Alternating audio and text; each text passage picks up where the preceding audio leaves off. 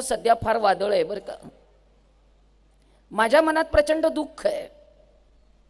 हे वादळ आणि दुःख घेऊन गेली 1337 दिवस मी रोज प्रवास करते. का? एक बाई आपल्या सगळ्या घरच्या जबाबदाऱ्या पार पाडून 1337 दिवस का फिरते? रोज रात्रीचा प्रवास आहे, दिवसा तुमच्याशी बोलते, रोज फिरते, कुठेही बिस्लरीचं पाणी पित नाही, प्रत्येक गावचं पाणी पिते, प्रत्येक गावचं पाणी पचवते. कुठल्याही पाण्याचा कसलाही परिणाम शरीरावर आजपर्यंत झाला नाही. आणि मला म्हणता येतं मी 12 गावचं पाणी पिले. म्हणजे लोक जरा घाबरतात. गुंडांचा धाक वाटतो, सदाचाराची भीती वाटते. गुंड दरारा निर्माण करते, सदाचारी व्यक्ती आदर निर्माण करते. पण का? रामतीर्थकरांना जाऊन आज फक्त 4 महिने झालेत. माझ्या डोक्यावर आभाळ एवढं दुःख असताना मला तुमच्याशी का बोलावं लागतं? मागच्या आठवड्यात मी ICUला ॲडमिट होते, आज मी तुमच्या समोर आहे. काय एवढं बाहेर घडतंय की मला तुमच्याशी बोलावंच लागतं? काय असेल? जरा गंभीरपणे आपण प्रत्येक विषयाचा विचार करू. आज मी वकील आहे. सोलापूर कोर्टात जर मी प्रॅक्टिस केली असती तर आज माझ्या स्वतःच्या 4 गाड्या असत्या. कारण सगळ्यात सध्या धंदा कुणाचा तेजीत आहे? तो वकिलांचा धंदा फार तेजीत आहे. आपण सगळे फार भांडतो. आपल्याला असं वाटतं वकिलांनी नोटीस पाठवली की कोर्टामध्ये न्याय मिळतो. असं होत नाही.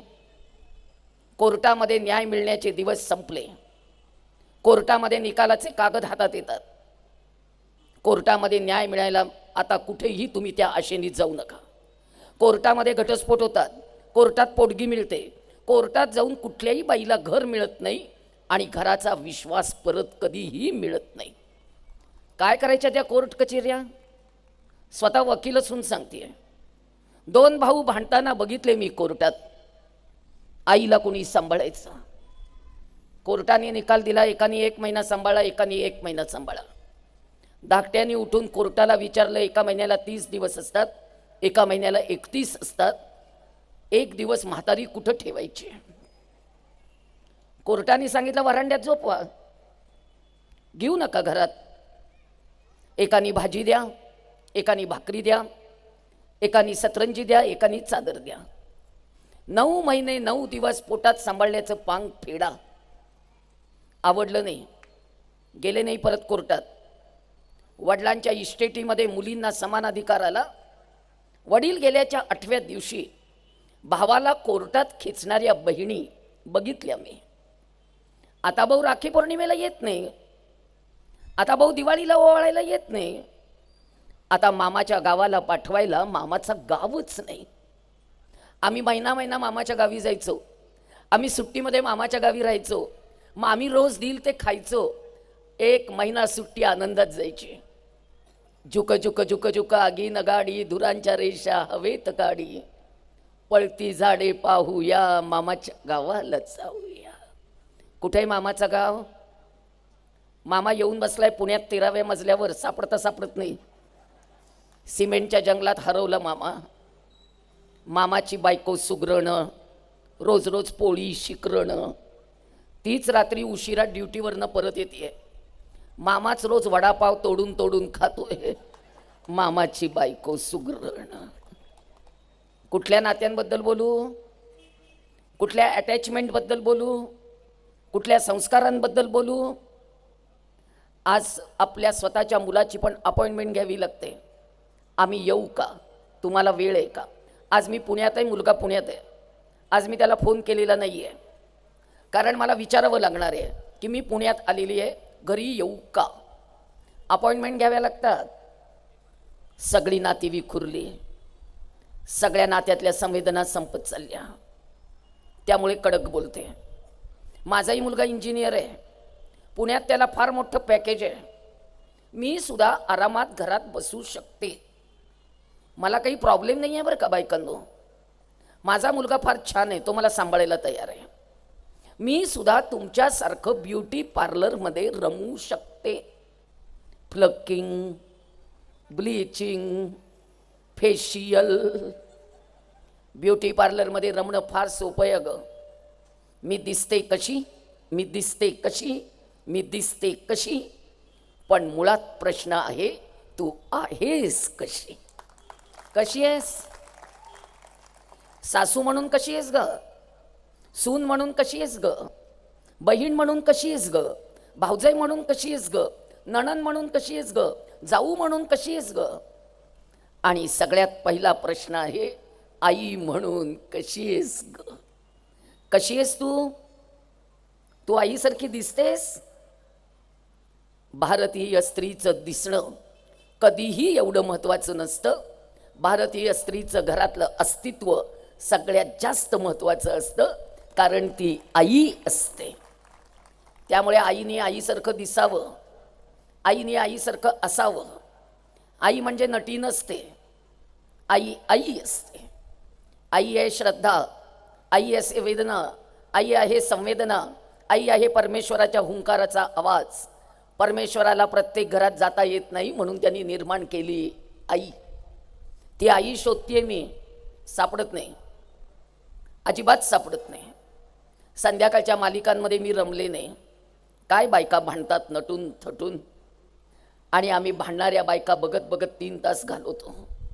हिचा नवरा तिच्याबरोबर, तिचा नवरा तिच्याबरोबर, आणि आम्हाला बायकांना काळजी पडली आहे ही नेमकी राहणार कुणाबरोबर. आज देश धोक्यात त्याची काळजी नाही, आज धर्म धोक्यात त्याची काळजी नाही, आज देवळं धोक्यात त्याची काळजी नाही, आज आमच्या मुली धोक्यात त्याची काळजी नाही. आईला देवयानीचं काय होणार याची फार मोठी काळजी आहे.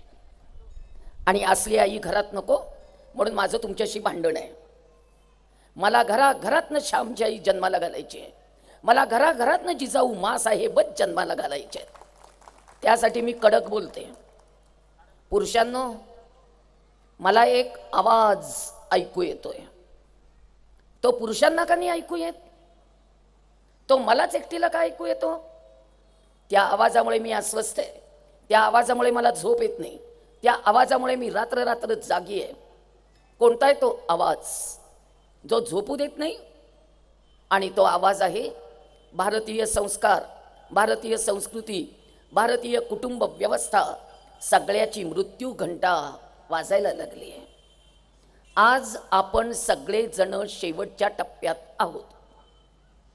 पुढच्या 10 वर्षात एकही घर अस्तित्वात असेल का नाही शंका आहे.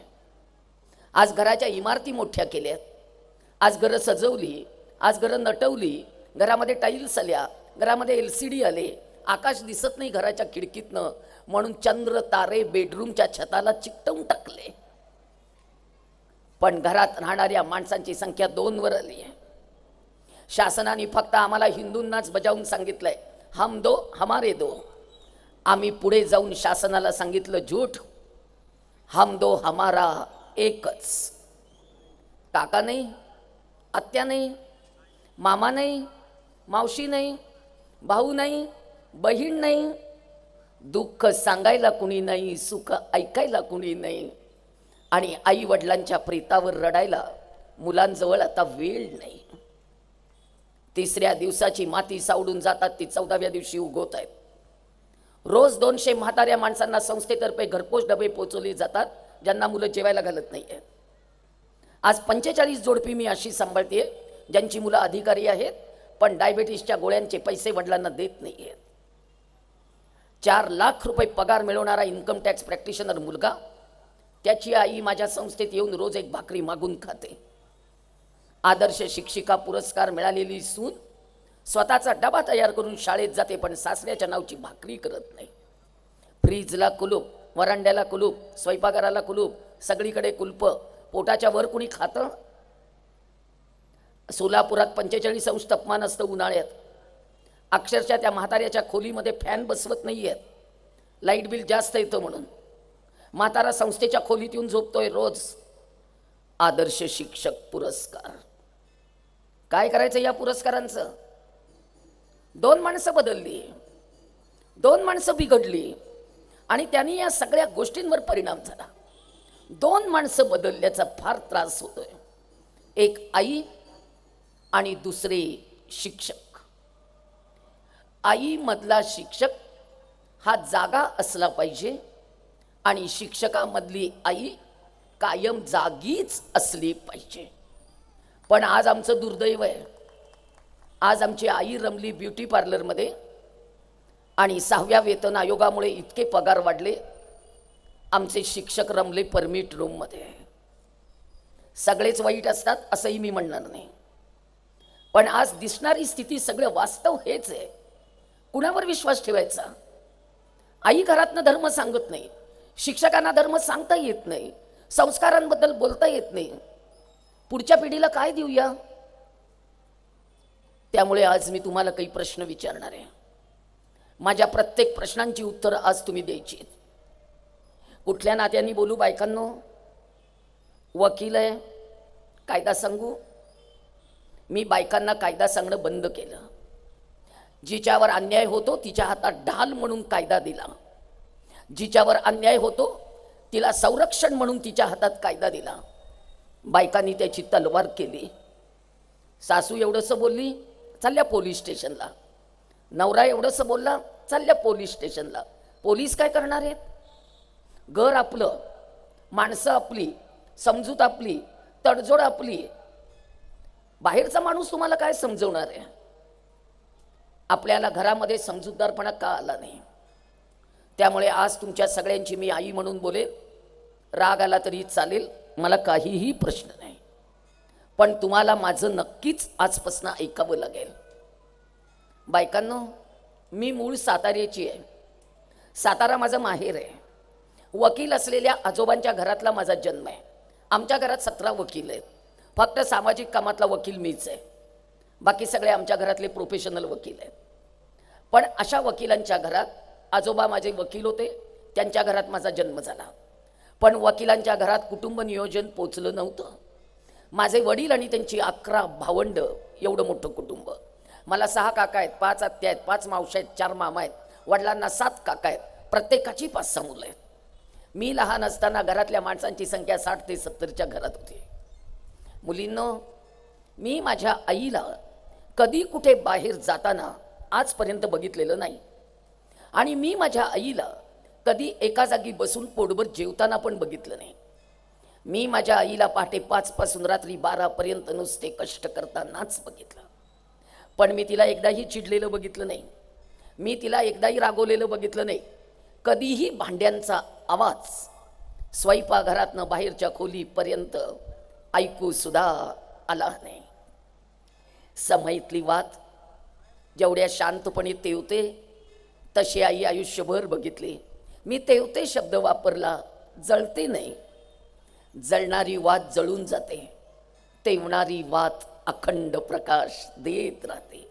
मी तेवणारी आई बघितली. आई कडक आहे, शिकलेली नाही, शाळेत गेलेली नाही, पण तिला अक्षर ओळख आहे. मला शासनाची एक घोषणा अजिबात आवडत नाही. अडाणी आई घर वाया जाई. आई अडाणी नसते. तिला रामायण कळतं, तिला महाभारत कळतं, तिला ज्ञानेश्वरी कळते, तिला तुकाराम कथा कळते, तिला वागायचं कसं कळतं, तिला मन मारायचं कळतं, तिला माणसं जपायची कळतात, तिला नाती टिकवायची कळतात. ती अडाणी कशी असेल? मी माझ्या आईला अडाणी म्हणत नाही. मी माझ्या आईला निरक्षर म्हणेन, अडाणी नाही म्हणत. माझ्या न शिकलेल्या आईने 70 माणसांचं कुटुंब घट्ट पकडून ठेवलंय. अजूनही आम्ही एकत्र आहोत. आजही आमच्या सगळ्यांचा एकच विचार आहे. आज माझी धाकटी काकू सिरियस आहे. माझी आई कालपासून रडतीये, कारण आई माझी 88 वर्षाची आणि काकू माझी 60 वर्षाची. आज त्या जावाजावांमधलं प्रेम प्रचंड आहे. एका न शिकलेल्या बाईला 70 माणसं जर टिकवून ठेवता येत असतील, तर एका इंजिनियर मुलीला 2 माणसं का सांभाळता येत नाहीत? एका डॉक्टर मुलीचा संसार 4 महिने का होत नाही? शिक्षक नवरा बायकोंची भांडणं पोलीस स्टेशनच्या आवारापर्यंत का जातात? म्हणून माझा बायकांना पहिला प्रश्न आहे, शिक्षणाने आम्हाला नेमकं काय दिलं? सावित्रीबाई फुले यांनी शिक्षणाचं दार आम्हाला मोकळं करून दिलं, ते कुटुंब बळकट करण्यासाठी. एक आई शिकली तर कुटुंब शिकतं म्हणून तिने आपल्याला शिक्षण दिलं. आज त्या शिक्षणाने काय झालं? नम्रता आली, शिक्षणामुळे संवेदना जागे झाल्या, शिक्षणामुळे समजूतदारपणा आला, शिक्षणामुळे समंजसपणा आला, शिक्षणामुळे एकमेकांना समजून घेण्याची आमची क्षमता वाढली. बायकांनो, काय दिलं शिक्षणाने आपल्याला? फक्त पॅकेज, फक्त पैसा. 12 लाखाचं पॅकेज, 20 लाखाचं पॅकेज, 25 लाखाचं पॅकेज. शिक्षणाने आम्हाला फक्त पैसा दिला. तुमच्यापैकी एकही आई मुलीला सांगत नाही की बाई मुलगी आहेस, दुसऱ्याच्या घरी जायचंय, पुढच्या पिढीची धरोहर आहेस, पुढच्या पिढीचा वारसा आहेस. तुम्ही मुलींना फक्त करिअर शिकवलं, तुम्ही पैसा मिळवणारी यंत्र तयार केली, तुम्ही आई निर्माण करायला विसरलात. त्यामुळे हा सगळा घोटाळा आहे. माझ्या आईने मुलगी म्हणून माझ्यावर प्रचंड चांगले संस्कार केले.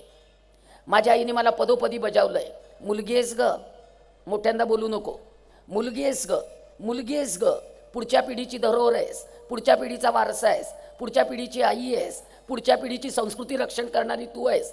बाई तू आई आहेस. हे माझ्या आईने दिवसात मला 100 वेळा ऐकवलं की मी मुलगी आहे. आणि आज तुम्ही मुलींना उलटं ऐकवताय. मी माझी मुलगी मुलासारखी वाढवणार आहे, तो माझा मुलगा आहे, तो माझा मुलगा आहे. सगळ्या मुलींच्या आयांनी छातीवर असा हात ठेवा ग, ठेवा ठेवा म्हटलं की ठेवायचा. आणि तुमच्या आत्म्याला विचारा, मुलगी मुलासारखी वाढवता येते कशी? तिला देवाने दिलेला मातृत्वाचा अवयव काढून टाकणार, तिच्या वाहणाऱ्या दुधाच्या अमृताच्या धारा बंद करणार, तिची कोमलता काढणार, तिची खंबीरता काढणार, तिचं समर्पण काढणार, तिचा त्याग काढणार, तिची नम्रता काढणार, तिचा संयम काढणार, तिचं पावित्र्य काढणार, तिचं मांगल्य काढणार, तिची संवेदना काढणार का तिची सहनशीलता काढणार? काय काय काढून टाकणार आहात? देवानी बायकांना पुरुषांपेक्षा 100 गुण जास्त दिलेले. आपण का पुरुष व्हायचं? त्यांना शरीर बळकट दिलंय पण मन कमकुवत दिलंय देवाने. आपल्याला शरीर नाजूक दिलंय पण मन खंबीर दिलंय देवाने. एक बाई नवरा गेल्यानंतर आपली 5 पोरं खंबीरपणे वाढवू शकते. वाळवंटासारखं एकटं आयुष्य काढण्याची धमक एका बाईमध्ये देवाने दिलेली आहे. पुरुषांना विचारा, बायकोच्या पाठीमागे एक तरी पोर यांना सांभाळता येतं का? हे एकटे राहू शकतात? तुम्ही एक दिवस माहेरी जा, घराला कुलूप लावून, कुलूप उघडून घरात येत नाहीत, या मित्राकडे त्या मित्राकडे फिरत राहतात. पुरुष एकटे राहायला घाबरतात. आपण पालीला घाबरतो, उंदराला घाबरतो, झुरळाला घाबरतो, पण डोंगरासारख्या संकटाला बाई कधीही घाबरत नाही. हे पक्क लक्षात ठेवा. शक्ती लक्षात घ्या ग, ताकद लक्षात घ्या ग. शक्तीचे डांगोरे पिटावे लागतात. भारतात स्त्रीमुक्ती चालत नाही.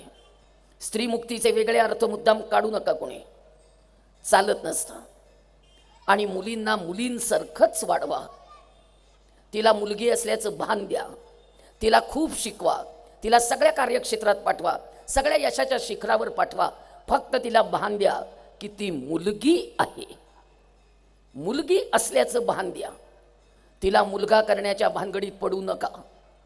तिच्या हातातल्या बांगड्या जरा वाजू देत, तिच्या पायातलं पैंजण जरा रुंजून देत, पदर सावरताना तिला थोडीशी लाजू देत, चुडीदारची ओढणी सावरताना एकदा तरी ईश्य म्हणू देत. बाईची शालीनता जागी ठेवा. बायकांच्या संवेदना जाग्या ठेवा. बाईची संवेदना जागी राहिली, नाती टिकतात.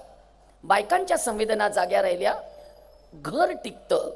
आणि बायकांच्या संवेदना जाग्या राहिल्या, एकत्र कुटुंब पद्धती टिकूनच राहते, असा माझा ठाम विश्वास आहे. त्यामुळे बायका संवेदनशील असल्या पाहिजे. आणखीन एक प्रश्न तुम्हाला मी सगळ्यांना विचारते, मुलीचे वडील आणि मुलीची आई, तुम्ही तुमच्या मुलीला मुलासारखी वाढवणार आहात, बरोबर? मग तिचं लग्न कुणाशी करणार? जरा विचार करा बरं का. मी विचारते त्या प्रश्नाचा अर्थ लक्षात घ्या. तिचं लग्न तुम्ही पुरुषाशीच करणार ना? मग 2 पुरुषी वृत्ती संसार करू शकतात? कशा करतील? कुणीतरी एकाने बाई असलं पाहिजे. समजुतीने घ्यावं लागतं, तडजोड करावी लागते, पटवून घ्यावं लागतं, कमी पडलं तरी सुद्धा थोडंसं समजावून घ्यावं लागतं. संसार असा होतो का बाई? अगं एकाने कुणीतरी हात आखडता घ्यावा लागतो, एक जर उधळा असेल तर. एकमेकांची तडजोड हा संसाराचा मंत्र आहे. आणि आज आपण मुलीला मुलासारखी वाढवतोय, तिचा इगो वाढत चाललाय, इगो. परवा मी डॉक्टरांना विचारलं, डॉक्टर इगो सोनोग्राफीत दिसतो का हो? आम्हाला दाखवा. मुलींनो, आम्हाला इगो नव्हते? आम्हाला इगो नव्हते का? आम्हाला इगो होते अगं. पण अगं आम्ही इगो कधी वापरला नाही ग.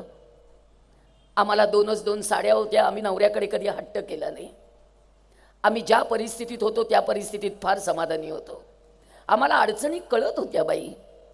त्यामुळे मी तुम्हाला सगळ्यांना विनंती करते, पुढच्या पिढीची आई तुमच्या हातात आहे, त्यामुळे तिला मुलीसारखंच वाढवा. तिला मुलगा करण्याच्या भानगडीत पडू नका. आणि सगळ्या तरुण मुलींनो, तुम्हाला राग आला तरी चालेल, पण एक वाक्य मी बोलणार आहे. किती जीन पॅन्ट घाला, किती मुलांसारखे कपडे करा, किती मुलांसारखं वागायचा प्रयत्न करा, किती मुलांसारखं हिंडायचा प्रयत्न करा, आयुष्यात एकदाही मिशी फुटणार नाही, हे पक्क आहे. हे पक्क. जीन पॅन्ट घालून मिशा फुटत नाही आणि जीन पॅन्ट घालून कुठलाही अवयव बदलत नाही. सोसायचं ते सोसायचं आहे, भोगायचं ते भोगायचं. आणि आपण उष्णकटिबंधात राहतो. आपल्याकडे जीन पॅन्ट टाईट कपडे कुणाच्याही, मुलांच्या आणि मुलींच्या दोघांच्याही प्रकृतीला हानिकारक आहे. आपल्याकडे सैलसर कपडे घालायचे असतात, कारण आपल्याकडे उन्हाळा जास्त आहे. आपण पाश्चात्यांप्रमाणे वागायला लागलो. गोरा इंग्रज भारतातनं गेला, पण काळा इंग्रज ठेवून गेला. आपण काळे इंग्रज, आचार बदलला, विचार बदलला, आहार बदलला, विहार बदलला, स्वत्व संपलं. स्वभाषा, स्वदेश, स्वधर्म, स्वराज्य, सुराज्य, कशाकडे आमचं लक्ष नाही. आज आम्ही आमची भाषा विसरलोय. माझ्या आईने मला हे पदोपदी सांगितलंय की प्रेम करायचं असेल तर प्रत्येक स्ववर प्रेम करायचं, स्वतः सोडून. हे माझ्या न शिकलेल्या आईने मला सांगितलंय. म्हणून मला घराघरामध्ये माझ्या आईसारखी आई हवी आहे. बायकांनो, माझ्या आईने मला बंधनात वाढवलं, याचं मला दुःख नाही. आज आता ताई बोलता बोलता म्हणाल्या बायकांवर अत्याचार होतात. हो, होत आहेत. कायदे पण कडक होत चाललेत. पण बायकांनो, मी मर्यादेचं एक तुम्हाला उदाहरण सांगते. माझ्या आईने माझ्या डोक्यावर अक्षरा टाकल्या आणि मी संध्याकाळी सासरी निघाले. मला माझ्या आईने कानात सांगितलं, बाई, एकत्र कुटुंबात दिली आहे, 2 धाकटे धीर आहेत, 2 मोठे धीर आहेत, घरामध्ये तुझे सासरे आहेत, चुलत सासरे आहेत, येणारी जाणारी पुरुष मंडळी खूप आहे. एक गोष्ट कायम लक्षात ठेवायची, धीर आणि सासरा हे परके पुरुष असतात. परक्या पुरुषांसमोर केस मोकळे सोडून चुकूनही वेणी घालायची नाही आणि त्यांच्यासमोर आरशासमोर उभं राहून गंध पावडर करायचं नाही. माझ्या वयाच्या सगळ्या बायकांनी सांगावं की आम्ही दिरांसमोर कधी वेणी घातली का सासऱ्यांसमोर कुंकू लावलंय. एवढासा आरसा मिळायचा, तो घेऊन कोपऱ्यात बसून आम्ही गंध पावडर करायचो. आज बायका कुठेही केस विंचरतात, रस्त्यात, बसमध्ये तो पोनी सोडायचा आणि फटक फटक फटक. अगं, बायकांच्या केसात सौंदर्य असतं. पहिला हल्ला होतो तो केसांमुळे होतो. द्रौपदीचे केस मोकळे होते ज्या दिवशी महाभारत घडलं. बायकांच्या केसात इतकं सौंदर्य असतं. म्हणून माझी आई म्हणायची, नाहिलीयसाच बटवेणी घाल ग, बटवेणी घाल ग. तुम्ही पण विचारा, उमऱ्यात जाऊ नको ग, आत्ताच नाहिलीयस. सगळ्यांनी आठवा, हे आई सांगायची बजावून. आणि आपल्या धर्मामध्ये केस मोकळे सोडून फिरायला आपल्याला परवानगी नाही आहे. आपला धर्म त्या बाबतीत थोडासा कडक आहे, पण कोणी धर्माचा विचारच करत नाही आहे. एक तरी पेड केसाला असा वाच लागतो. त्यामुळे माझ्या आईने मला फार छान वाढवलं आहे. फक्त शाळेत घातलं नाही एवढंच. आईने मला शाळेत नाही घातलं. त्यावेळेला मी 6 वर्षाची होते. पूर्वी 1.5 वर्षाचं बाळ शाळेत जात नव्हतं, 6 वर्षाचं बाळ शाळेत जायचं. मला कळत होतं. मी आईला विचारलं, आई ग, मला शाळेत का नाही घालणार? तेव्हा माझ्या आईने मला एक प्रश्न विचारला. तोच प्रश्न आज मी तुम्हाला सगळ्यांना विचारणार आहे. माझ्या आईने मला विचारलं, शाळा शिकून तू नेमकं काय करणार आहेस? फार महत्त्वाचा प्रश्न आहे बरं का. मी पुन्हा विचारते, शाळा शिकून तू नेमकं काय करणार आहेस? तिला म्हटलं, तुझ्या मनात काय आहे सांग. तेव्हा माझ्या आईने मला फार छान सांगितलं. आई म्हणाली, हे बघ, भारतीय संस्कृती पुरुष प्रधान आहे, भारतीय कुटुंब व्यवस्था पुरुष प्रधान आहे, पण कुटुंब व्यवस्थेचा मूळ पाया भारतीय स्त्रीच असते. ती कुटुंब व्यवस्थेचा कणा आहे, ती कुटुंब व्यवस्थेचं हृदय आहे. तू शांता, तू दुर्गा, तू काली, तू महिषासुरमर्दिनी, तू अन्नपूर्णा, तू अष्टभुजा, तूच आदिशक्ती, तूच मातृशक्ती, तू शिवबा जन्माला घालणारी, तू स्वामी विवेकानंदांना जन्म देणारी आई आहेस. त्यामुळे बायका शिकतात, पदवी मिळवतात, नोकरी करतात, 4 पैसे मिळतात, 4 दागिने करतात, नवऱ्याला घर बांधायला मदत करतात, घर सजवतात, घर नटवतात, मुलांच्या शिक्षणाला मदत करतात, थोडेसे पैसे बाजूला ठेवतात, एखाद्या छानसं नवऱ्याबरोबर ट्रिपला जाऊन येतात, पुन्हा थोडे पैसे शिल्लक ठेवतात. पण हा पण फार महत्त्वाचा आहे. पण तिला म्हटलं, बाई सांग पण. तेव्हा आई म्हणाली, एक भारतीय स्त्री शिक्षण घेतल्यामुळे आर्थिक स्वावलंबी होते, तिच्या हातात 4 पैसे नक्की येतात, ती बाहेरच्या जगात यशस्वी होते. शिक्षणामुळे ती बाहेरच्या जगात मुख्याध्यापिका होते, प्राचार्य होते, एखाद्या कंपनीची व्यवस्थापिका होऊ शकते. शिक्षण घेतल्यामुळे बाहेरच्या जगात स्त्री यशस्वी होते, पण ती कुटुंबात यशस्वी होईल याची खात्री देता येत नाही. जर तिला दोन्ही ठिकाणी यशस्वी व्हायचं असेल तर बायकांच्या अंगी महत्त्वाचे 5 गुण असावेच लागतात. नुसतं शिक्षण बाईला दोन्हीकडे यशस्वी करत नाही. शिक्षणामुळे ती बाहेर यशस्वी होते आणि घरात यशस्वी व्हायचं असेल 5 गुण पाहिजेत. आईने मला बायकांचे 5 गुण सांगितले. आहे का कागद पेन?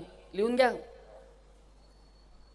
कागद पेन नसेल जाऊ दे, ब्रिटिशांनी आपल्याला पोपट बनवले. डोकं वापरू नका, गाईड वापरा. आपण गाईड वापरायला लागलो. असू दे, आपल्या धर्माप्रमाणे जाऊया. श्रुती, स्मृती, पुराण उक्त ऐका, मनन करा, पुढच्या पिढीला द्या. सांगा, ज्यांच्या मुली आल्या नाही त्यांना हे 5 गुण सांगा.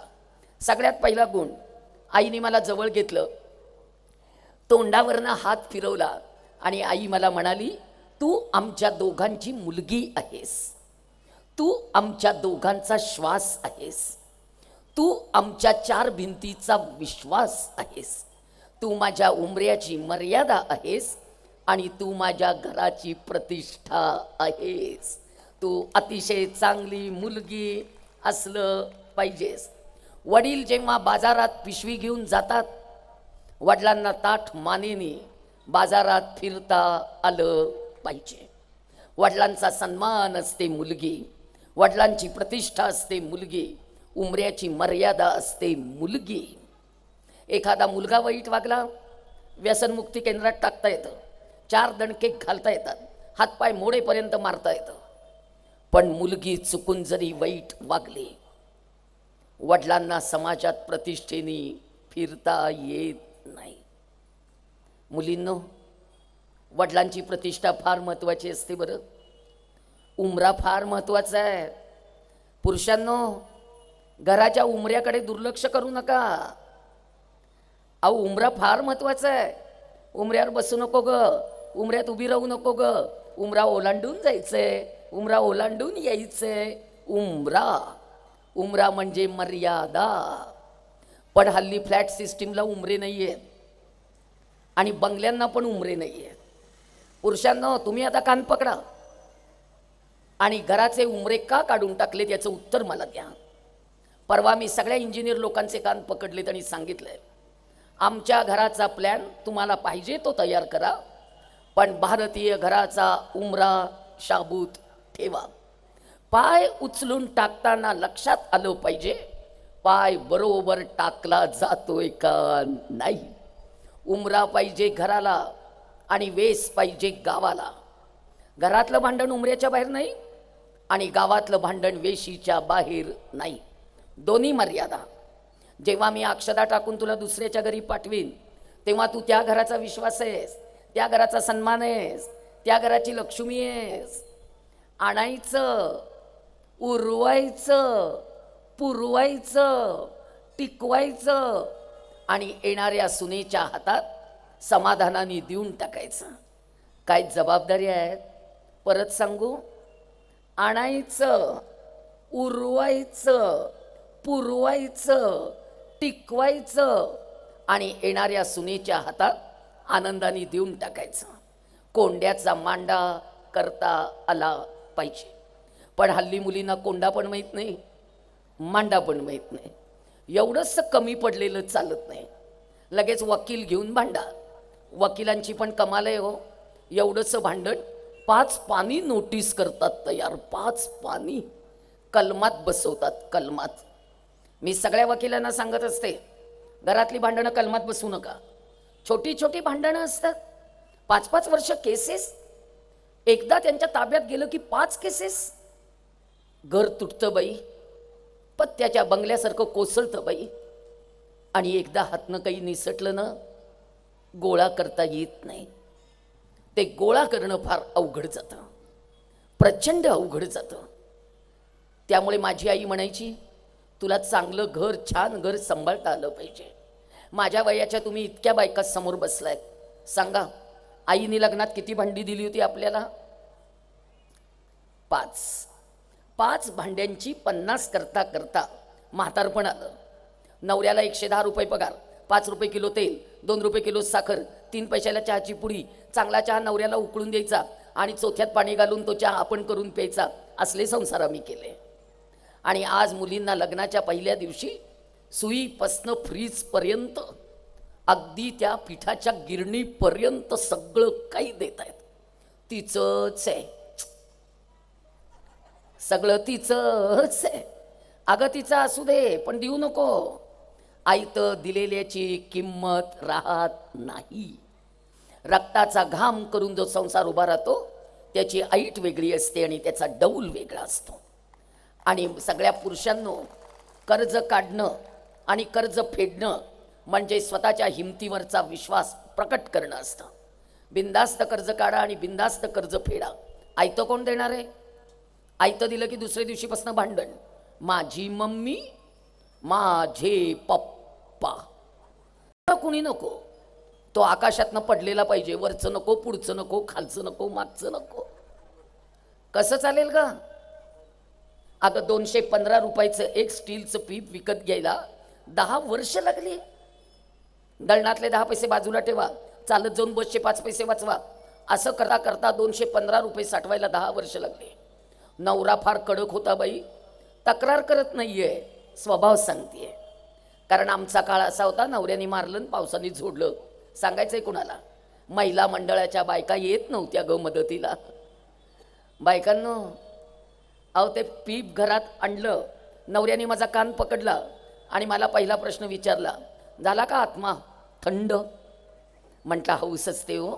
बायकांचा सगळा जीव भांड्यात. हे म्हणाले तुझा भांड्यातला जीव कळला, पण या भांड्यावर तू तुझं नाव का लिहिलंस? म्हटलं ते भांडं माझं आहे ना म्हणून. तेव्हा माझ्या नवऱ्याने जगण्याचा मंत्र दिला. हे म्हणाले या निर्जीव भांड्याला कळलं त्याच्यावर नाव कुणाचं लिहिलंय? म्हटलं नाही. मग निर्जीव भांड्यांवर स्वतःची नावं कोरण्यापेक्षा घरातल्या माणसांच्या मनावर नाव कोरता आलं पाहिजे. सासूला वाटलं पाहिजे सून माझी आहे, दिरांना वाटलं पाहिजे भाऊजाई आमची आहे. त्यानंतर एकही भांडं विकत घेतलं नाही, कुठल्याही भांड्यावर कधी नावच लिहिलं नाही. भांड्यातला जीव काढून घेतला. शिवशक्तीचं मिलन म्हणजे संसार. आपण मोजून 10 मिनिटं नवऱ्याची बायको असतो, मोजून 10 मिनिटं. इतर वेळेला आपण नवऱ्याची आई असतो, क्षणाची पत्नी, अनंतकाळची माता. पाश्चिमात्यांना हे नातं समजणार आहे? लिव्ह इन रिलेशनशिप, 6 महिने एकत्र राहा, जमलं तर जमलं, नाहीतर सोडून दिलं. हे भारतात चालेल? अगं 40-40 वर्ष संसार केलेत बाई. एका परक्या माणसाला आपलं म्हणायचं, त्याचं चांगलं, त्याचं वाईट, त्याचं घर, त्याची माणसं, त्याचं कमीपणा, त्याची संकट, त्याची दुःख, सगळं आपलं मानून संसार करायचा काही सोपं आहे? पाश्चिमात्यांना काही कळणार नाहीत ही नाती. किती सांभाळून घ्यावं लागतं यांना. बाहेरनं आलात का, दमलात का, काही होतंय का, कुणी काही बोललं का, कुठे अपमान झाला का, कुठे नुकसान झालं का, कुठे व्यवसायात तूट आली का, नोकरीत काही झालंय का, कसलं टेन्शन घेतलंय तेवढं, काय झालंय एवढं, कर्ज झालंय का, फेडू दोघं मिळून, बचत गटात आहे मी, काढते थोडं कर्ज, कशाला काळजी करता, कशाला टेन्शन घेता, ही घ्या पाटली, तुम्हीच केली आहे, मोडा, चालतंय, देऊन टाकावी लागते. किती सांभाळायचं यांना? ही काय साधी आहे? 1000 विचार डोक्यात घेऊन घरात येत आहेत आणि आपणच त्यांच्या पाठीमागे पळायचं. अहो काय झालं, अहो काय झालं, आणि ते आपल्यालाच म्हणतात गप ग, डोकं खाऊ नको. पण या सगळ्या वादळांना शांत करण्याची ताकद देवानी घरातल्या खंबीर बाईमध्ये खच्चून भरलेली आहे. पक्क लक्षात ठेवा. कसाही नवरा असला ना, बाई संसार करतेच. दारुड्या नवऱ्याच्या बायका पण संसार करतात, 2 खातात 2 देतात, पण संसार करतात. ती घटस्फोट घ्यायला जात नाही. ती पोरांसाठी शांत राहती, स्वतःची कामं करत राहती, आणि नवरा आहे ना माझा, पडू दे पिऊन म्हणते, निदान मला सुरक्षितता तरी आहे म्हणून करत असती कामं. बायकांनो, विचार करू आपल्या ताकदीचा, सहनशीलतेचा. अगं देवाचा आपल्यावर गाढ विश्वास आहे. देवानी सांगितलंय तुझ्या पोटी जे जन्माला येणार आहे ते उत्तम येणार आहे, त्यामुळे तुला समृद्ध आई होता आलं पाहिजे. आणि सगळ्यात महत्त्वाचा गुण आईच्या भाषेत सांगत नाही, माझ्या भाषेत सांगते. डॉक्टर व्हा, इंजिनियर व्हा, वकील व्हा, शिक्षिका व्हा, प्राध्यापिका व्हा, प्राचार्य व्हा, शास्त्रज्ञ व्हा, इन्स्पेक्टर व्हा, कंडक्टर व्हा, सरपंच व्हा, आमदार व्हा, खासदार व्हा, राष्ट्रपती व्हा, अंतराळात जा, पाताळात जा, कुठे पण जा, भाकरी करता आलीच पाहिजे. सगळ्यात महत्त्वाचा गुण स्वयंपाक आलाच पाहिजे. हल्ली शिकलेल्या मुलींना स्वयंपाक येत नाही. अगं माझ्याकडे सासवांच्या तक्रारी येतात, सून घरात आली, स्वयंपाक येत नाही, साधा चहा करता येत नाही. काय करायचं? कारण तुम्ही त्यांना लहानपणापासून सवयच लावली नाही. तुम्ही त्यांना सारखं म्हणत राहिलात, तिला ट्यूशन नाही, असू दे असू दे, मी करते. कपडे सुद्धा तिला धुवायला लावत नाही तुम्ही. आईने काय काय करायचं असतं हे जाहीरपणे सांगू. बायकांनो, आपल्या मुलींवर संस्कार घट्ट करा आणि मग बाहेर पाठवा. आणि मी सगळ्या मुलींच्या वडिलांना एक प्रश्न विचारते. जेवढे मुलींचे वडील आज माझ्या समोर आहेत त्यांच्यासाठी प्रश्न आहे. आज मुलींना स्वयंपाक येत नाही, त्या स्वयंपाकघरात रमत नाही. तुम्ही विचार करा, तुमची मुलगी तुम्ही 2 वर्ष हॉस्टेलला ठेवताय 11वी आणि 12वीसाठी. 2 वर्ष गेली, पुढे तिला इंजिनिअरिंग करायचं आहे म्हणजे 4 वर्ष गेली, म्हणजे झाली 6 वर्ष. पुढे तिला PG करायचं आहे म्हणजे अजून 2 वर्ष गेली, 8 वर्ष. आता एवढं शिक्षण घेतलं आहे त्यामुळे तिला आता एक्सपिरियन्स घ्यायचा आहे, तिला नोकरी करून बघायची आहे, त्यामुळे अजून 2 वर्ष गेली, आता झाली 10 वर्ष. 10 वर्ष तुमची मुलगी घराच्या बाहेर आहे. 10 वर्ष तिला आयतं मेसचं ताट आहे. 10 वर्ष तिला वाटेल तसे कपडे घालायला परवानगी आहे. 10 वर्ष ती स्वतंत्र आहे. तिच्या हातात मोबाईल आहे, तिला टॉक टाईम आहे, ती रात्री उशिरा झोपते, उशिरा उठते, केव्हाही आंघोळ करते, कशीही पारोशानी खाते, तिला कसलंही बंधन नाही. 10 वर्ष स्वतःचे निर्णय ती स्वतः घेते. एक स्त्री 10 वर्ष घराच्या बाहेर आहे आणि स्वतंत्र राहतीये. आणि 10 वर्षांनी सगळ्या वडिलांनो तुम्ही तिचं लग्न करता, तुम्ही तिला बोल्यावर उभी करता. तुम्ही मला सांगा, 10 वर्ष स्वतंत्र असलेली बाई लगेच स्वयंपाकघरात रमेल? ती डोक्यावर पदर घेऊन सासूला विचारेल, मी जरा बाहेर जाऊन येऊ का हो? कशाच्या अपेक्षा करताय? कुठल्या अपेक्षा करताय?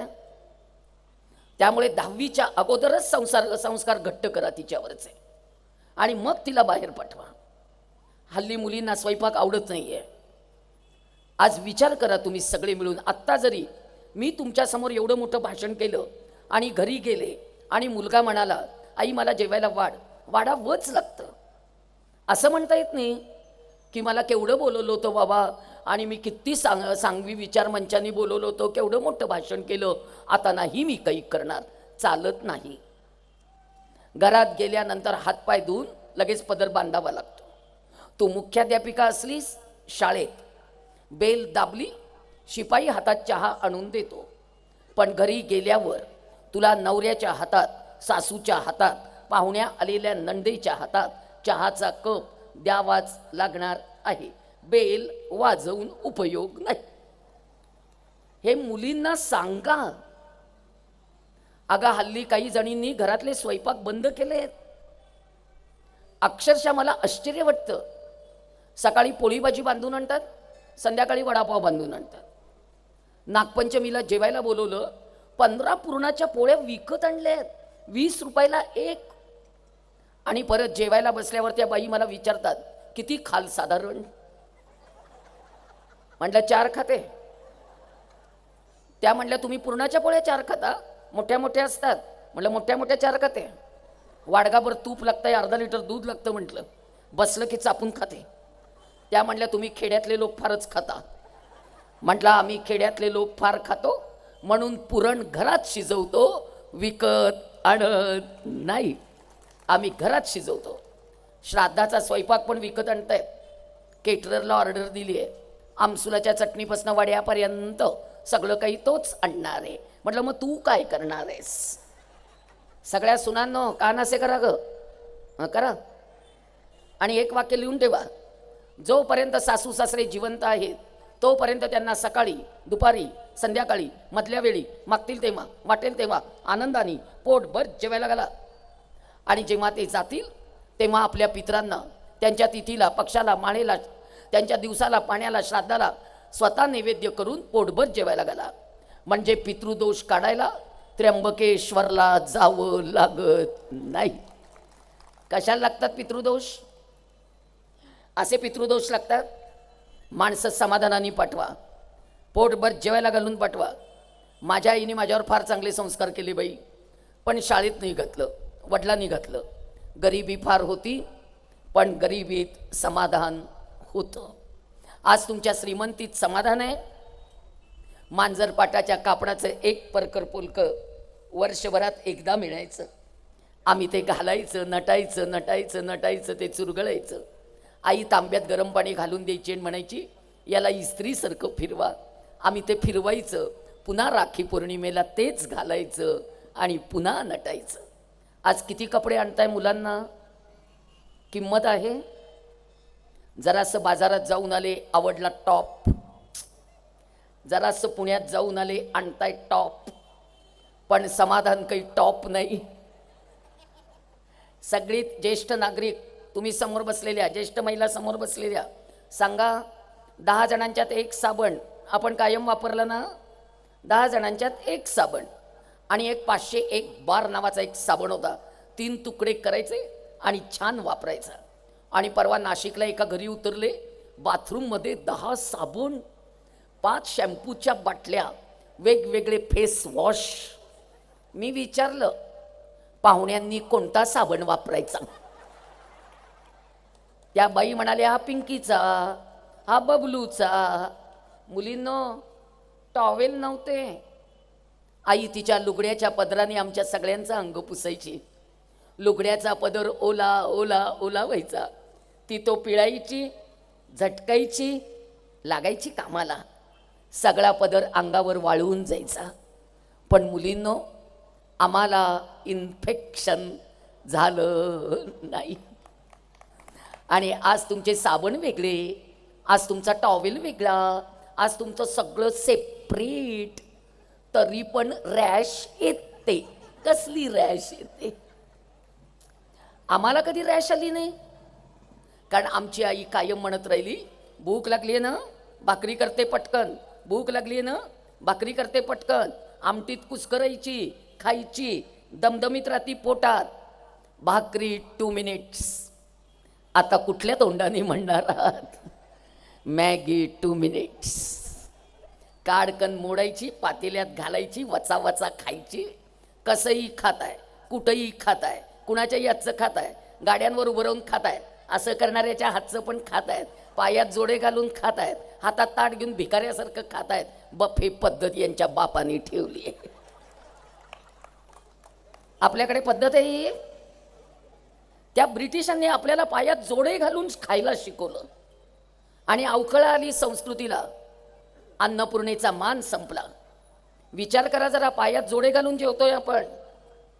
एवढी वाईट परिस्थिती निर्माण होत चालली. अन्नाला अन्न लागेना, धान्याला धान्य पुरेना, महागाई वाढत चालली. हे कशाची लक्षणं आहेत? आपण मानच ठेवत नाही कशाचा. अन्नपूर्णेचा मान ठेवा बाई. आम्हाला 5 भावंडांना कधी कधी पोटभर जेवायला मिळायचं नाही. आई म्हणायची, रोज एकाने कुणीतरी उपास करा, सगळ्यांची पोटं भरतात. आम्ही आनंदाने उपास करायचो. आणि ज्या दिवशी आमच्या धाकट्या भावाचा उपास यायचा तेव्हा आम्ही मोठी भावंड सांगायचो, आई त्याला उपास घालू नको ग, तो फार लहान आहे. आम्ही आमची चतकोर भाकरी आमच्या धाकट्या भावाला कायम वाटून दिली आहे. 1 तीळ 7 जणांनी वाटून खायचा असतो असं आई म्हणायची. तीळ वाटला जात नाही, तुम्हालाही कळतं, मलाही कळतं. पण बायकांनो, सुख वाटलं जातं, दुःख वाटलं जातं. आणि सगळ्यात महत्त्वाचं, भूक वाटून घेता आली पाहिजे. माझ्या आईची भूक मला कळली हो. आई तेव्हा तरुण होती, तिच्या पोटात भूक होती, पण घरात अन्न कमी होतं. आता आई म्हातारी आहे, आता घरात अन्न खूप आहे, पण आज आईच्या पोटात भूक नाही आहे.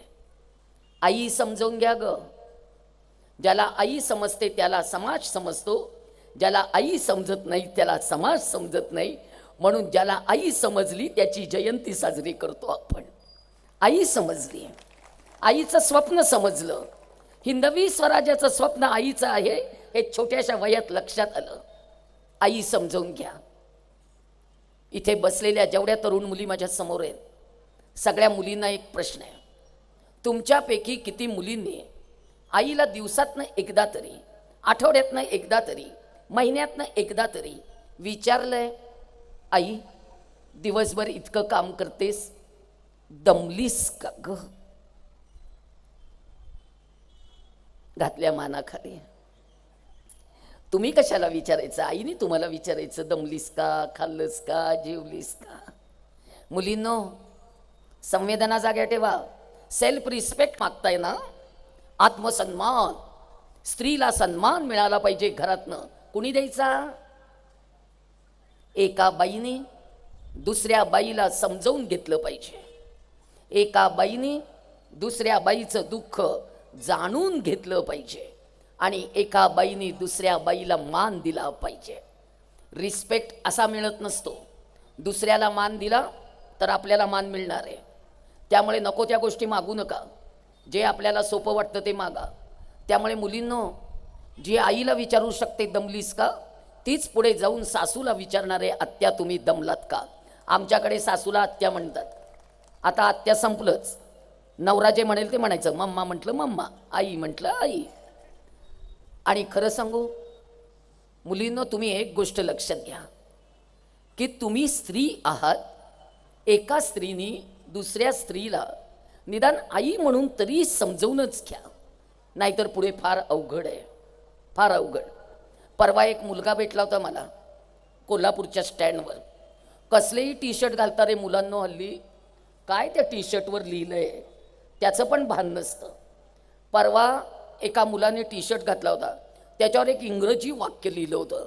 वाक्य इंग्रजीत आहे पण ते तुम्हाला समजेल, कारण हल्ली तुम्ही मराठीपेक्षा इंग्रजीवर प्रेम जास्त करता.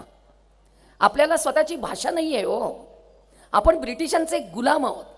आपल्याला इंग्रजीशिवाय पर्याय नाही आहे. मला कळतं इंग्रजी आलं पाहिजे, पण इतका इंग्रजीचा बाऊ करू नका बाई. इंग्रजी मुलांना शिकवा, पण मुलांना इंग्रज करण्याच्या भानगडीत पडू नका. मुलं भारतीय ठेवा, त्यांच्यावर संस्कार इंग्रजांचे नकोत.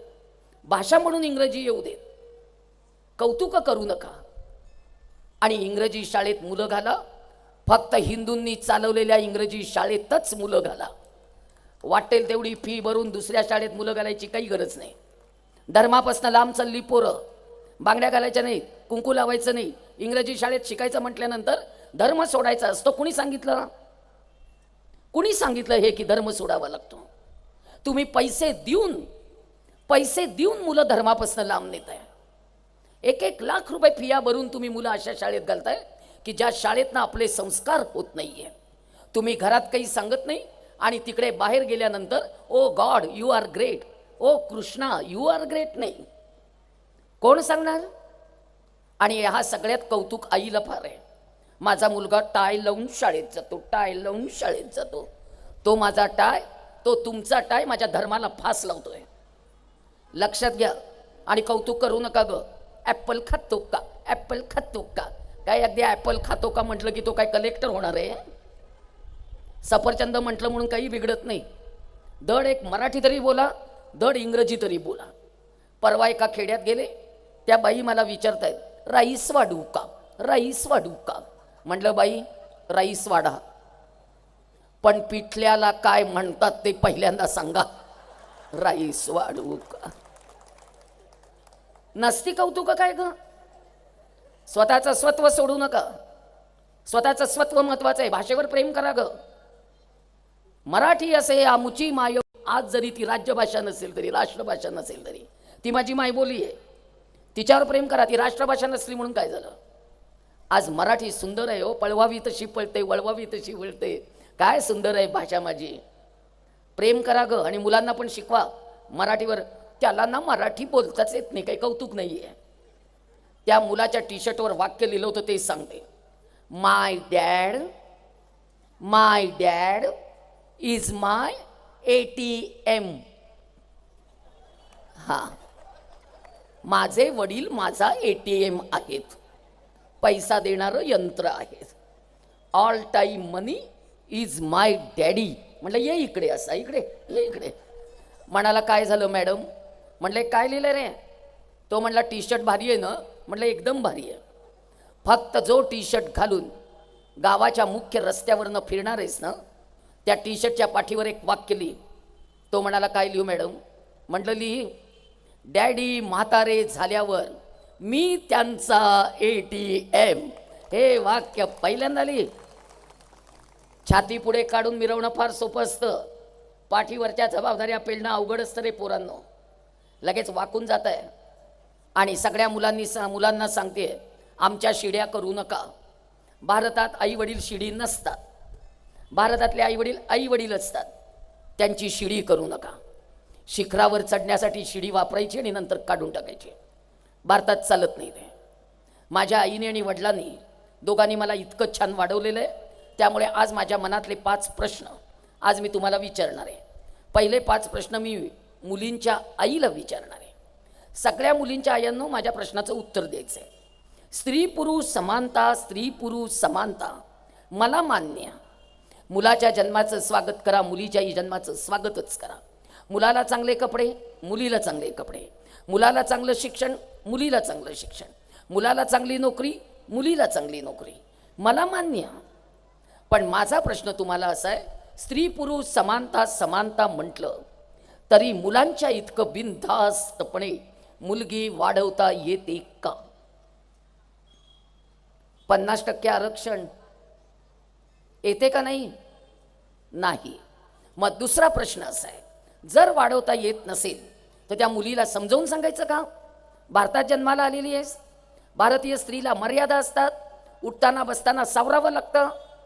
लक्ष्मण रेषा अजून ठळक आहे, त्याचं भान ठेवावं लागतं. आपली मुलगी मुलगी आहे याचं भान तिला द्यायचं का नाही द्यायचं? मग तिसरा प्रश्न असा आहे, जर द्यायचं असेल तर जेव्हा ती मुलगी मोठी होते, जेव्हा तिला ऋतुस्नान येतं, जेव्हा तिच्या शरीराची वाढ सुरू होते, कुणासारखी होते? आईसारखी का वडिलांसारखी? आईसारखी. म्हणजे तुम्हाला सगळ्या आयांना माहिती आहे मुलगी कशी वाढणार आहे. तुम्हाला माहिती आहे तिचे अवयव कसे वाढणार आहेत. तुम्हाला माहिती आहे पोटातलं बाळ मुलगी म्हणून सुरक्षित नाही आहे. तुम्हाला माहिती आहे तुमच्या 2 वर्षाच्या मुलीवर अत्याचार होऊ शकतो. आज तुमची 10 वर्षाची मुलगी कुठल्याही नातेवाईकांकडे पाठवता येत नाही. आणि आज तुमची कॉलेजला गेलेली मुलगी सुखरूपपणे परत येईल का नाही याबद्दल तुमच्या मनात शंका आहे. मग सगळ्या मुलींच्या आयांनो, आज आपली मुलगी सगळ्या बाजूनी धोक्यात असताना आपल्या 2 वर्षाच्या बाळाला छोटे छोटे बंद आणि पाठ सगळी उघडी असे कपडे घालण्याचं धाडस आई का करते? या प्रश्नाचं उत्तर मला तुमच्याकडनं हवं आहे. 2 वर्षाची मुलगी उघडी आहे, 4 वर्षाची मुलगी उघडी आहे, 10 वर्षाच्या मुलीला घाणेरडे कपडे घालताय. आज 3/4 घालताय तुम्ही मुलींना, सगळ्या पोटऱ्या दिसत आहेत. आज 16 वर्षाची तुमची कॉलेजला जाणारी मुलगी टाईट टाईट लेगीज घालतीये, टाईट टाईट जीन पॅन्ट घालतीये, वरचं एवढंसं छोटं घालतीये, वडिलांसमोर बिन ओढणीची, भावांसमोर बिन ओढणीची, तरुण भावांसमोर बिन ओढणीची, भावांच्या मित्रांसमोर बिन ओढणीची, आज समाजासमोर बिन ओढणीची. का बरं? एकही मुसलमानाची पोर बिन बुरख्याची दिसत नाही. तिचं नाक कधी कुणाच्या नजरेला पडत नाही. आणि आमच्या मुलींची नख मात्र झाकली जात नाहीत. 12 वर्षाची हसीना झाकून येते लेकरू. हसीनाला म्हटलं, बेटा हसीना, इतके का झाकून येते ग लेकरा? आमच्या पिंकी सारखे कपडे तू का नाही घालत? 12 वर्षाची हसीना उत्तर देते, हमारे में ऐसा नहीं चलता मॅडम. माझा धर्म मला शरीर उघडं टाकायला चुकूनही परवानगी देत नाही असं हसीना म्हणू शकते. पण आमची सुनीता, अस्मिता, वनिता, सुस्मिता सगळ्या मात्र उघड्या वागड्या का?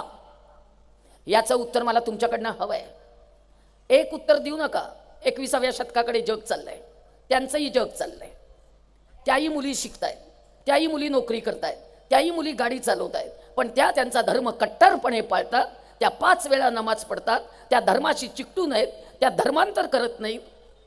सगळं दुखणं आलं ते आमच्याच वाट्याला का? उत्तर द्या.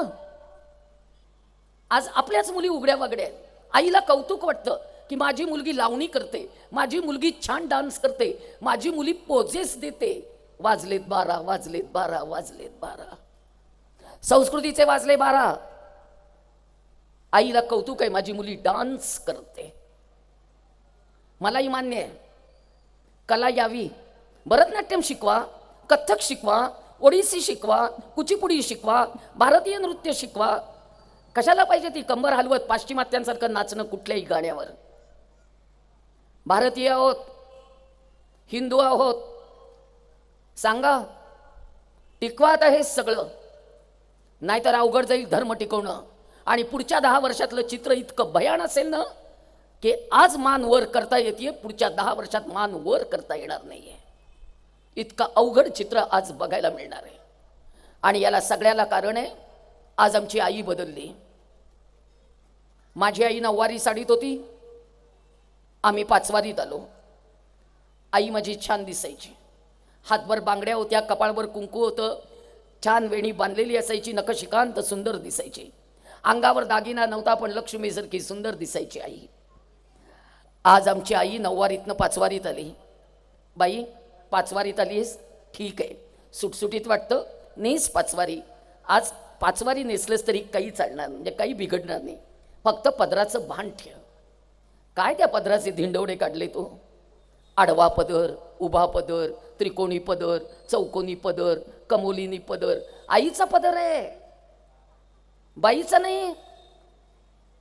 भारतातला हा पदर कधीही कुठल्या बाईचा नसतो. भारतातला हा पदर फक्त आईचाच असतो. ज्याच्या खालच्या अमृताच्या धारा पिऊन महापुरुष घडतात, ज्याच्या खालच्या अमृताच्या धारा पिऊन युगपुरुष घडतात. हे वाघिणीचं दूध पिऊन माझा शंभू बाळ जन्माला येतो, हा आईचा पदर आहे. त्या पदराचे धिंडवडे काढू नका अजिबात, काही गरज नाहीये.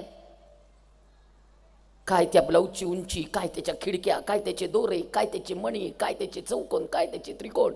आईच्या ब्लाऊजला घंटा, आईच्या ब्लाऊजला आरसे. आई आहात, नटी नाहीत. आपली मुलं मोठी होत असताना आपण कुठल्या पद्धतीचे कपडे घालतो याची जर आज काळजी आईला वाटत नसेल, काय समजावून सांगू? पुरुष शिंप्यांकडे अंगावर माप देऊन कपडे शिवायला टाकतात आमच्या बायका. कशासाठी? तरुण मुलींचे चुडीदार अंगावर माप देऊन तुम्ही शिवायला टाकताय.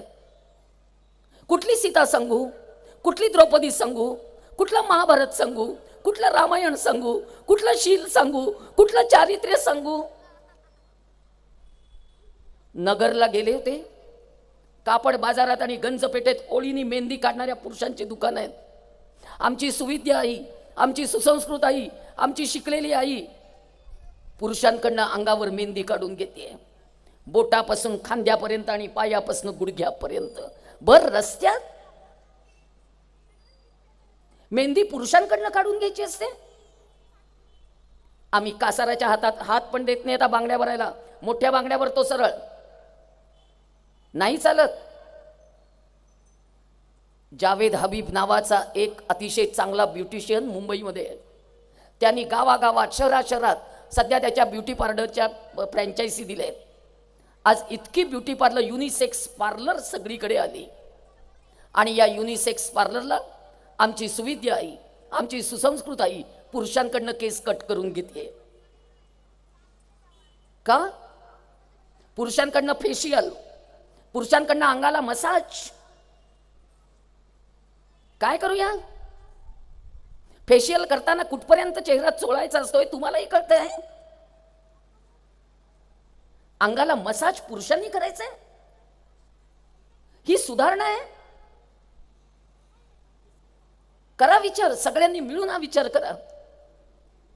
आज सांगायला लाज वाटते पुरुषांनो, लग्नातल्या मेकअप पासून, मेहंदी पासून, साड्या नेसवण्यापर्यंत सगळं कॉन्ट्रॅक्ट आज पुरुषांकडे आहे. आज पुण्यात मी परवा एका लग्नाला आले होते. त्या लग्नामध्ये पुरुषांकडनं बायका मेकअप करून घेत आहेत, पुरुषांकडनं साड्या नेसवून घेत आहेत. मुलगी, मुलीची आई, मुलीची सासू, मुलीची नणंद, मुलीची बहीण, 5 जणींना साड्या नेसवण्याचं कॉन्ट्रॅक्ट 75,000 रुपये आहे पॅकेज. परवा एका मुलीच्या सासूनी माझ्याकडे तक्रार केली होती. सून घरात आली आहे, अंगावर नखशिखांत मेहंदी आहे. सुनेला विचारलं नवीन लग्न झालेल्या कुणी मेहंदी काढली? तिने उत्तर दिलं, माझ्या मम्मीने मुंबईहून एक कलाकार बोलवला होता, त्याला 50,000 रुपये देऊन माझ्या मम्मीनी माझं अंग रंगवून घेतलंय. 8 तास आपली मुलगी त्या माणसासमोर तिने छोट्याशा शॉर्टवर आणि वरती टी शर्टवर बसवली होती. पाठीवर टॅटू काढून घेतलेत त्याच्याकडून, अंगावर टॅटू काढून घेतलेत त्याच्याकडून. गोंदवून घ्या म्हटलं तर राग येतो आणि अंगावर टॅटू काढून घेत आहेत. आज मुलींवर अत्याचार होतात, मुलींवर बलात्कार होतात. आम्ही निषेध मोर्चे काढतो, आम्ही मशाल मोर्चे काढतो. या सगळ्या विरुद्ध एकही महिला मंडळ का बोलत नाहीये?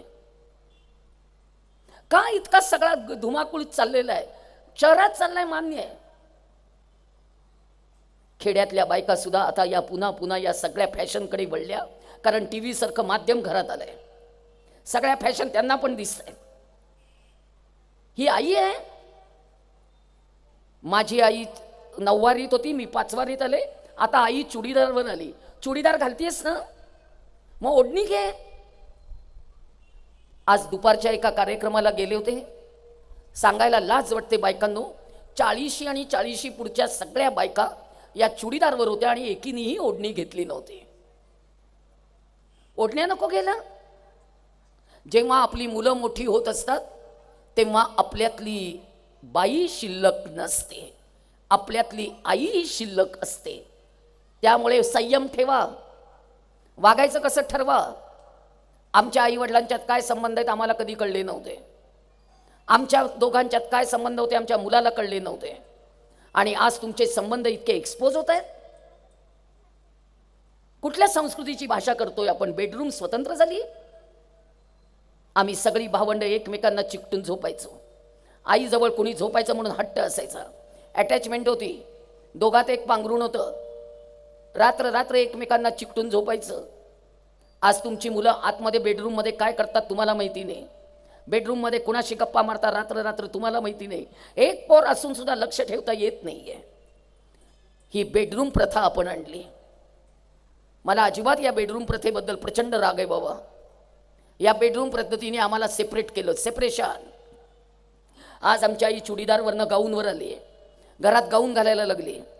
गाऊन घाल बाई, झोपताना घाल, सकाळी उठल्यानंतर तू छानपैकी ड्रेस घाल, साडी नेस. मुलांना सोडायला त्या वाहतूक रिक्षापर्यंत यायचं ते गाऊनवरच येत आहेत, भाजी आणायला गाऊनवरच जात आहेत. मोकळं वाटतं, मोकळं वाटतं. कसं मोकळं वाटतं?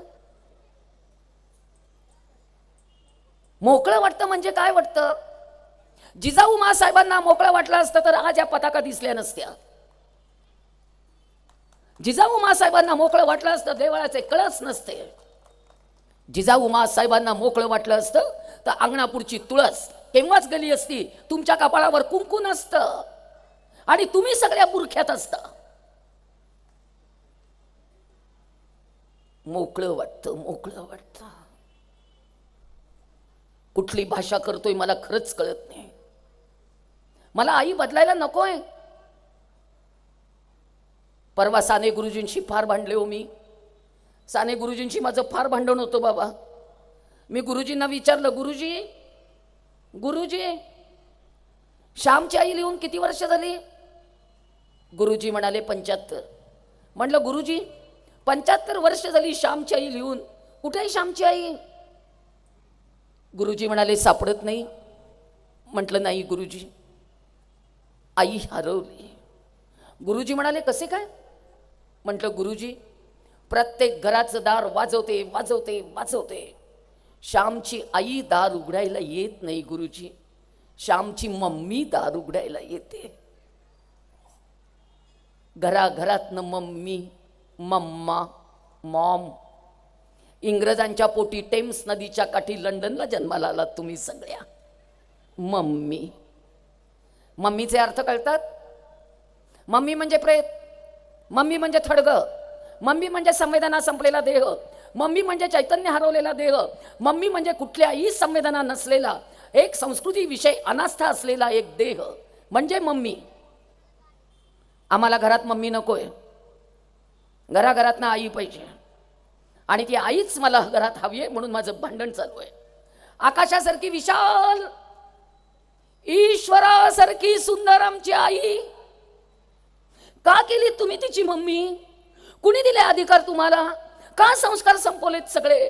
का माणसं सगळी भारतीय आमची धर्मापासून लांब नेलीत तुम्ही? कुणी दिले अधिकार? बायकांनो, तुमच्यापैकी किती जणींना मुलं आई म्हणतात त्यांनी हात वर. बाकीच्या सगळ्या मम्मी. उद्यापासून मुलांना आईला आई म्हणत जा रे. तुम्ही काय म्हणता? आईच म्हणा रे. आणखीन एक प्रश्न पुरुषांना विचारते, तुमची बायको तुम्हाला घरात एक नटी म्हणून हवी आहे का मुलांची आई म्हणून हवी आहे? पुरुषांनी उत्तर द्या. बाहेर उभं राहून ऐकताय भाषण. कोण पाहिजे? आई पाहिजे. मुलांची आई पाहिजे घरात, मुलांची मम्मी नको. परवा मला एका बर्थडे पार्टीला बोलवलं होतं पुण्यातल्या नातेवाईकांची पार्टी. आता शेवटी काय करते मी, म्हटलं मी अशा पार्ट्यांना जात नाही. पार्टीला मला बोलवलं. 2 वर्षाच्या बाळाच्याही जीन पॅन्टमध्ये, 4 वर्षाच्या बाळाच्याही जीन पॅन्टमध्ये, 6 वर्षाच्या बाळाच्याही जीन पॅन्टमध्ये. ते 2 वर्षाचं बाळ लागलं रडायला, मम्मी मम्मी मम्मी. त्या लेकराला कळेना हो आईला कुठे पकडावं, पदरच नाही. ते एकदा पॅन्टच्या खिशाला लोंबकळते, ते एकदा पॅन्टच्या बेल्टला लोंबकळते आणि ती ओरडतीये ए यू ए यू. म्हटलं ए यू काय, उचलून घे. उचलता येत नाही. म्हटलं कळलं. आईचा पदर संपला, आत्मविश्वास देणारा पदर संपला. गरिबीत सुद्धा स्वाभिमानाने जगायचं असतं हे शिकवणारा पदर संपला. धर्मावर प्रेम करायचं असतं हे सांगणारा डोक्यावरचा पदर संपला. तुम्हाला भीती नाही वाटत? तुम्हाला भीती नाही वाटत? आई संपल्याची भीती नाही? मला जबरदस्त भीती वाटते आई संपल्याची. मला घराघरातनं आई संपायला नकोय म्हणून माझं खरं सुरू आहे एवढं बोलणं. आम्हाला आमची आई हवी आहे हो. आम्हाला सगळं स्वतः छान संस्कार करणारी आई हवी आहे. शुभम करोती संपली, पर्वचा संपल्या, तुळशीचा दिवा हरवला, नंदादीप लावणं बंद झालं, दरवाजातली रांगोळी गेली, स्टिकर आले. काय काय संपवलं बाई, सगळं संपवलं. कशापासून लांब जायचं राहिलं अजून. आत्ता माझ्यासमोर जेवढ्या तरुण मुली आहेत ज्यांची लग्न झालेली नाही आहेत किंवा लग्न झालेली आहेत, पण त्यांनी उजवा हात जरा वर करा. किती जणींच्या हातात बांगडी आहे मला बघू बरं.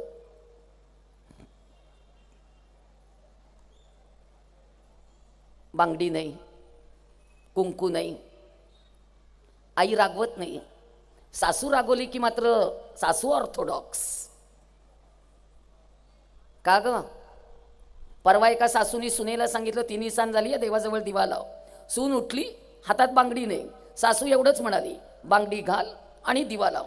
माझ्या मम्मीनी मला कधी बांगडी घाल म्हटलं नाही, मी कधी बांगडी घातलीच नाही. दिला नंदादीप फेकून, जाऊन झोपून टाकलं बेडरूममध्ये. आईला मिस कॉल, आई 10 मिनिटात हजर, 12 माणसं घेऊन कायदा. सगळी वरात त्या पोलीस स्टेशनला. सांगते मुलीला, 4था महिना आहे तुला, केस दाखल करू नको. ऐकलं नाही अजिबात. यांना यांची जागाच दाखवते म्हणे. जागा दाखवली, 8 माणसं अटकेत, 1 बांगडी. हे कारण आहे. आणि आता बाळंतीण झाली, आता मुलाला नाव कोणाचं द्यायचं? बिंदास्त निघून गेलीस तू 4थ्या महिन्यात.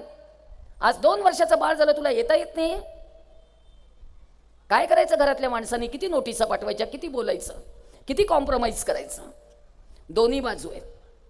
जिच्यावर अन्याय होतो तिने कायदा वापरायचा आहे, पण जिच्यावर अन्याय होत नाही तिने कायद्याचा गैरवापर मात्र अजिबात करायचा नाहीये. नाहीतर त्या कुटुंब व्यवस्थेला इतकी प्रचंड मरगळ आलेली आहे, सांगायला लाज वाटते. आज कौटुंबिक हिंसाचार प्रतिबंध कायदा 2005 आला, त्याचं इम्प्लिमेंटेशन 2006 मध्ये झालं. आज 9 वर्षात हजारो पुरुषांच्या आत्महत्या आहेत, हजारो.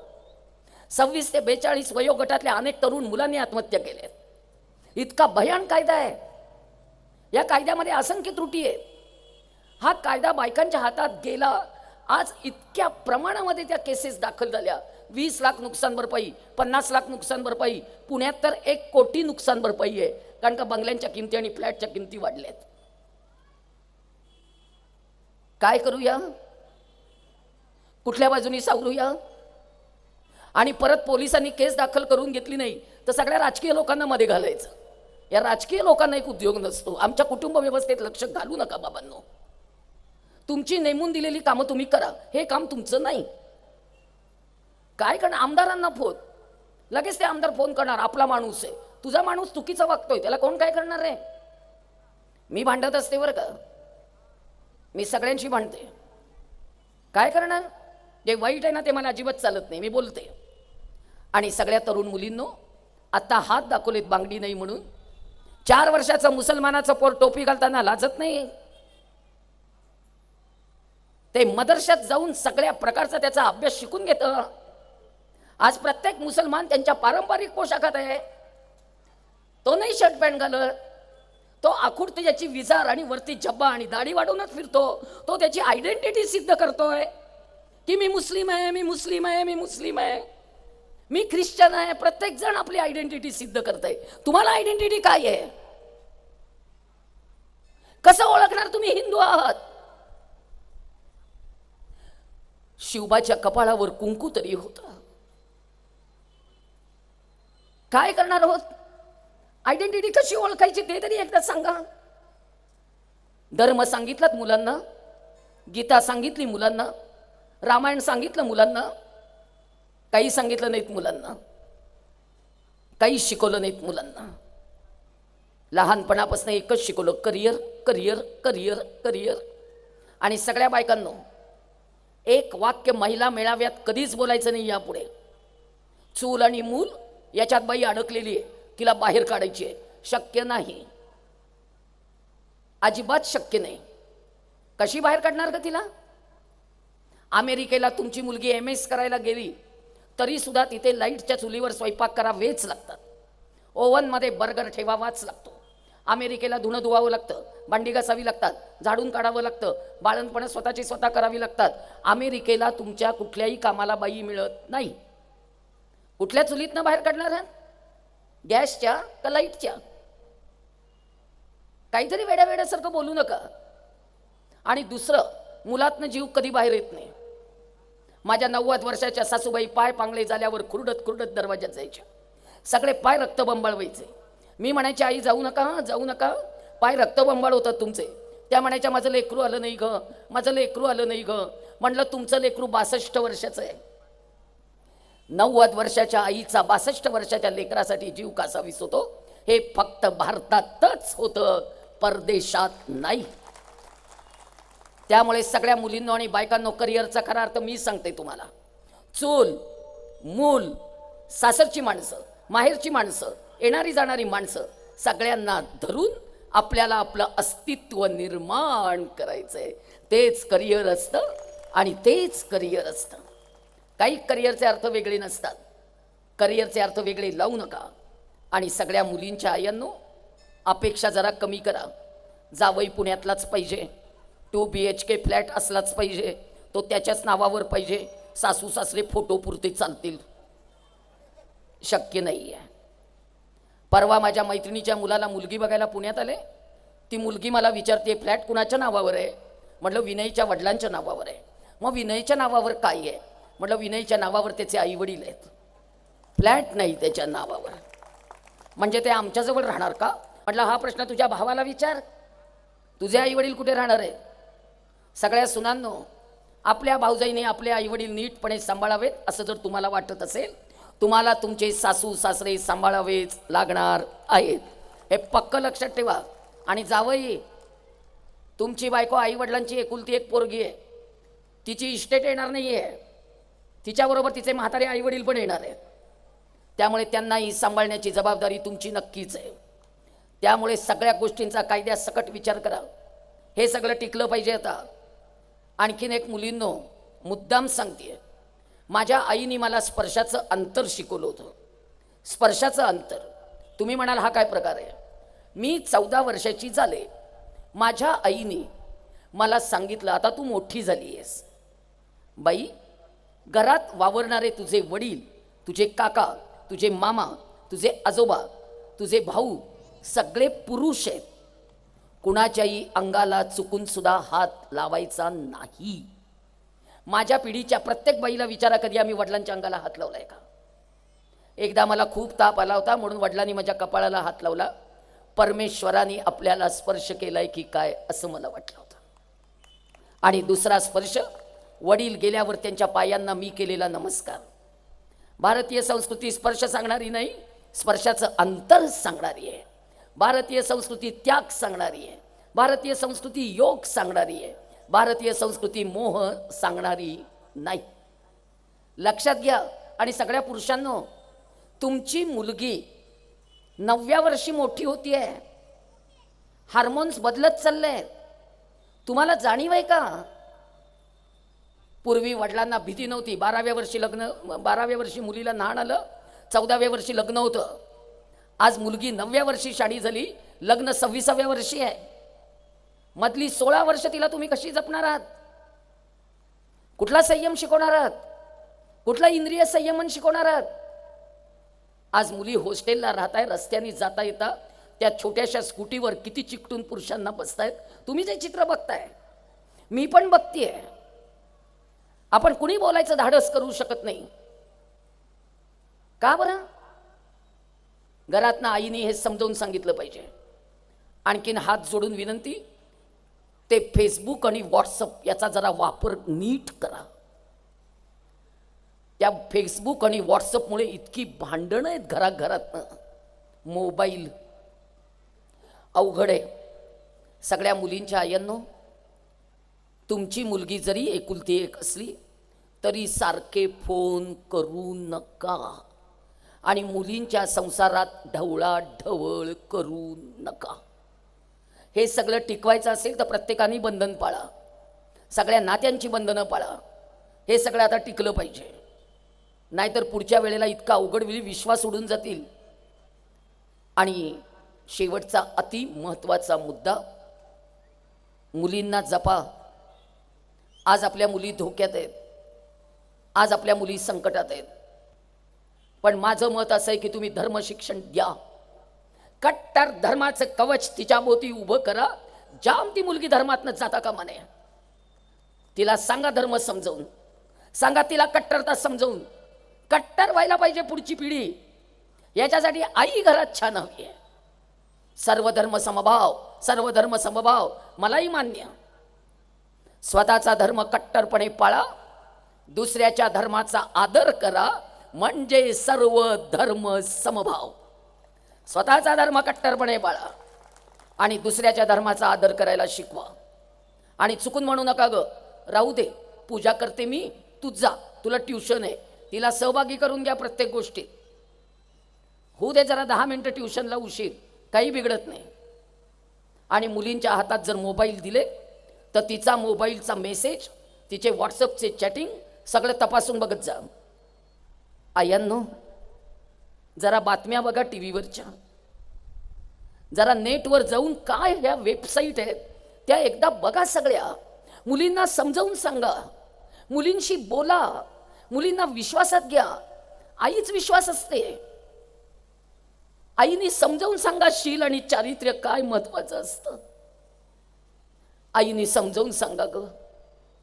कुमारी मातांची पोरं सांभाळतीये, काय दुःख आहे मला माहितीये बाई. आज 14 वर्षाच्या मुलीचं आम्ही बाळणपण करून घेतलं, काय करू ते सांगा. तिला कळत नाहीये स्वतःला की आपल्याला दिवस आहेत. अशी मुलगी जर आम्ही सगळ्या प्रकारे तिला ताब्यात घेऊन तिला सगळ्या प्रकारची सुरक्षितता देणार असू, काय करायचं, किती समजावून सांगायचं. आणि सगळ्या वडिलांनो, जरा घराकडे लक्ष द्या. थोडंसं वडील म्हणून आणि भाऊ म्हणून थोडेसे जागे व्हा. आणि हे सगळं आता कुठंतरी थांबलं पाहिजे. यासाठी मला परत परत बोलवत जा. आणि भागवत, तुम्ही पुढच्या वर्षी एक काम करा, एक युवती मेळावा घ्या. हिंदू युवती मेळावा बंदिस्त सभागृहात घ्या. मी त्याच्यामध्ये तुमच्या मुलींशी अगदी स्पष्टपणे प्रत्येक गोष्ट बोलेन. जाहीरपणे अनेक गोष्टी बोलता येत नाही. तुम्ही अडचणीत याल म्हणून बोलत नाहीये. मला अडचणीत येण्याची भीती वाटत नाही. वाघाच्या जबड्यात घालून हात मोजतो दात जात वीरांची, पहा चाळून पाने अमुच्या इतिहासाची. वंशज आम्ही चंद्रगुप्त आणि गुरु गोविंदांचे, तसेच आमच्या शिवबाचे आणि प्रताप राणायाचे. आम्हा संगे लढण्या सांगा व्याली माय कुणाची, पहा चाळून पाने अमुच्या इतिहासाची. एक एक इतिहासाचं पान तपासून बघा. एक एक इतिहासाचं पान मुलांना सांगा. सांगा इतिहास पराक्रमाचा, सांगा इतिहास शिवबाचा, सांगा सगळ्या इतिहासाची पानं एक एक एक एक करून. वा जागे आता. आई दिखाऊ नको, आई ब्युटी पार्लर मध्ये रमणारी नको, आई धर्म सांगणारी हवी आहे. यासाठी एवढी धडपड चालू आहे. आणि माझा नंबर तुमच्याजवळ लिहून ठेवा. तुमच्या मुलींची मी हेल्पलाईन आहे. आज संपूर्ण महाराष्ट्राची हेल्पलाईन मी आहे. मला नंबर लिहून ठेवा.